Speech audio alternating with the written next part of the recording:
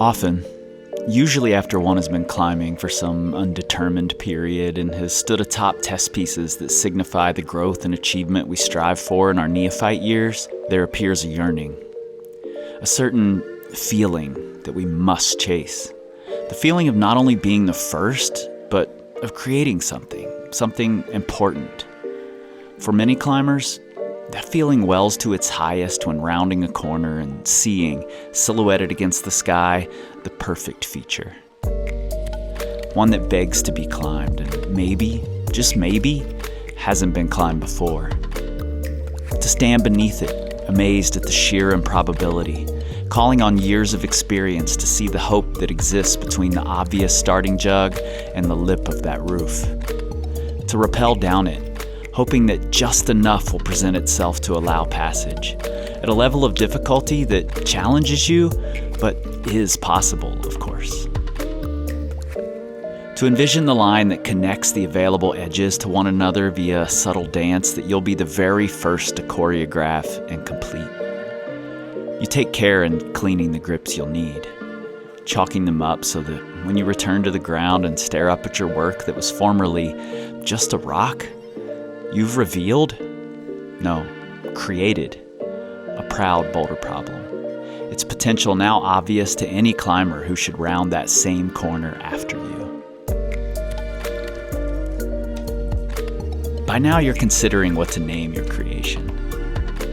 The name gives it personality, animates it in some way, makes it real.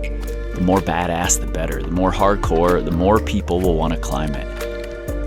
You might pull it from some song that struck you at exactly the right formative moment, or a popular book that you couldn't quite grasp, but know, deep down, means something important.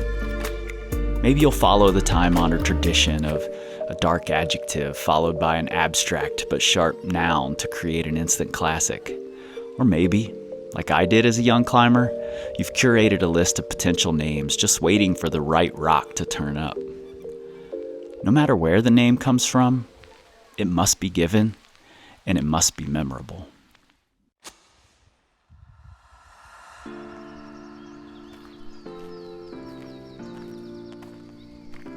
If you're lucky enough to find a boulder that is at just that right level of difficulty, you begin trying and reworking, and sometimes reworking again the sequences. Holds you previously chalked are forgotten as you realize the easier sequence forces you another direction. It's still amazing, but maybe not as hard as you first anticipated. It's more approachable. More people can enjoy it once you've finished it and handed them your gift. Reimagining the choreography, you slowly piece together the path of least resistance.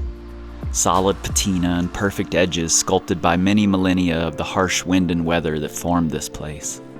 Connected by movement that you pull from a library of such dance that you've practiced diligently for years, even decades.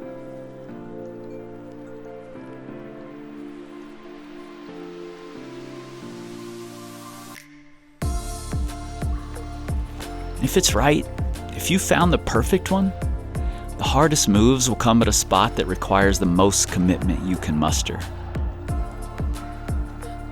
You'll climb to that point and back off, not prepared for what it's asking. You'll do the same again and again.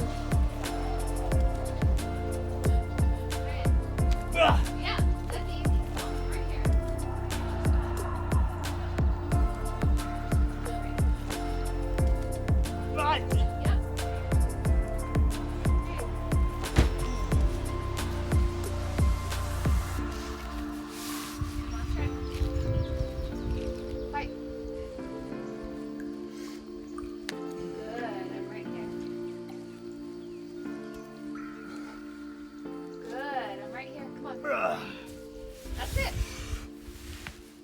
You got a pad. You got me. Good. I'm right here.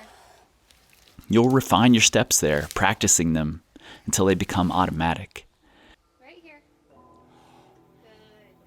And then at some point in rehearsing the dance, you decide that it's time to sit beneath your creation, take a deep breath, and begin executing your flawless vision.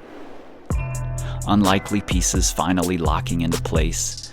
The initial moves, just tricky enough to have warranted care and cleaning and time spent deciphering, barely register as you climb past with the swagger you spent so many hours cultivating. The next section of yet harder moves still carry a dose of intimidation, higher from the spotter's outstretched hands, more risk, more commitment. You'll nod at them when you arrive, like old friends who know a secret. And unlike in many previous attempts, this time they'll quietly allow your passage. No struggle necessary. You'll breathe. You'll focus. You'll brandish the confidence you need at exactly the right moment. You'll commit, locked in, strong, through it.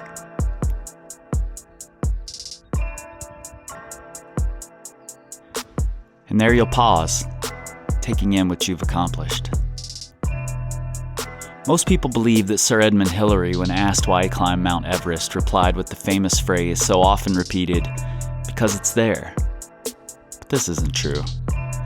It was George Mallory who said this as he prepared for an attempt on the mountain, 3 decades before Hillary, in an article titled, "Climbing Mount Everest is Work for Supermen," a ridiculous clickbait title long before clicks were a thing to be baited. No, what Sir Edmund Hillary said after he reached the top of the world in 1953 was, "We've knocked the bastard off."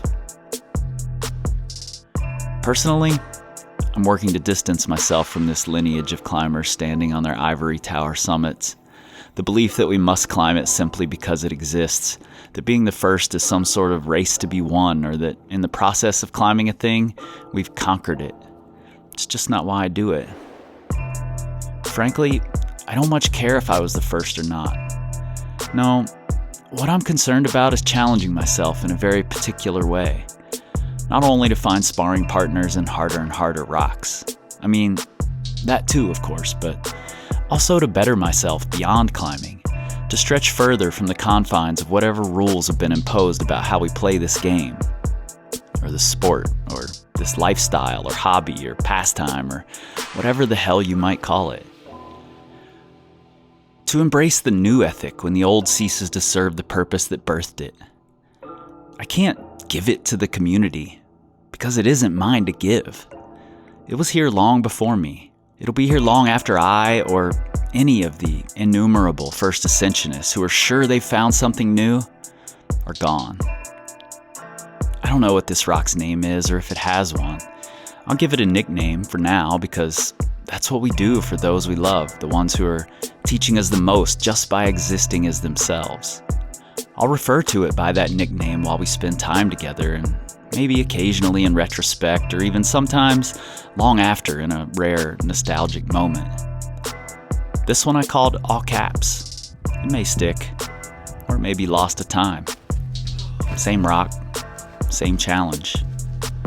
For me, and I know how cliche this sounds, it's about the experience, my experience.